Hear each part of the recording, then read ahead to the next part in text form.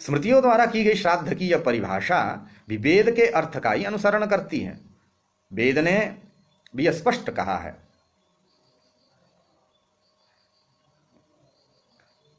अथर्ववेद के 18:250 पर आपको देखना चाहिए। सायन के अनुसार इसका अर्थ है कि हे मृत पुरुष, इदं इतवा उ, यही तुम्हारा भोजन है जिसे श्राद्ध में हम तुम्हें दे रहे हैं।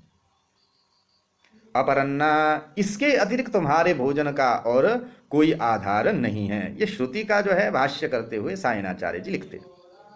अथर्ववेद श्रुति, उसका भावार्थ हमने, सायणाचार्य जी का अर्थ हमने बताया। भाष्य, जिनके पितरों को श्राद्ध देश में बुलाने के लिए अग्नि से प्रार्थना की जाती है, वे पितर मृत ही हो सकते हैं, ना कि जीवित।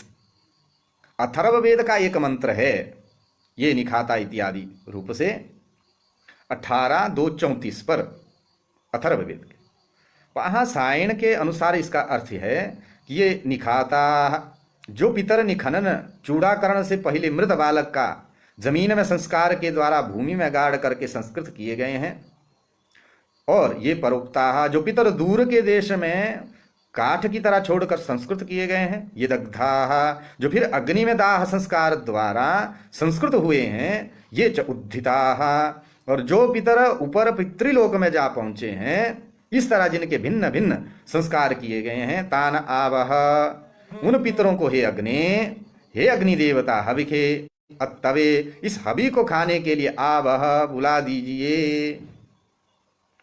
पितरों के लिए प्रयुक्त ये सब के सब विशेषण और आगे का जितना भी हमारा वक्तव्य है, उन मृत पितरों में ही घटते हैं, जीवित में नहीं। इस पर हाँ, पितर इस पद से जो मृत हैं उनका ग्रहण होता है। ये जो श्रुति कह रही है, तो इस श्रुति के अनुसार अपने जीवित पितरों को तो कोई श्राद्ध देने के लिए ना तो कोई गाड़ता है उसे जमीन में, ना किसी देश में काठ की तरह फेंक आता है, ना ही अग्नि में जला पाता अपने जीवित पितरों को, जलाता कोई, और ना ही उसे कहीं ऊपर लटका ही देता है।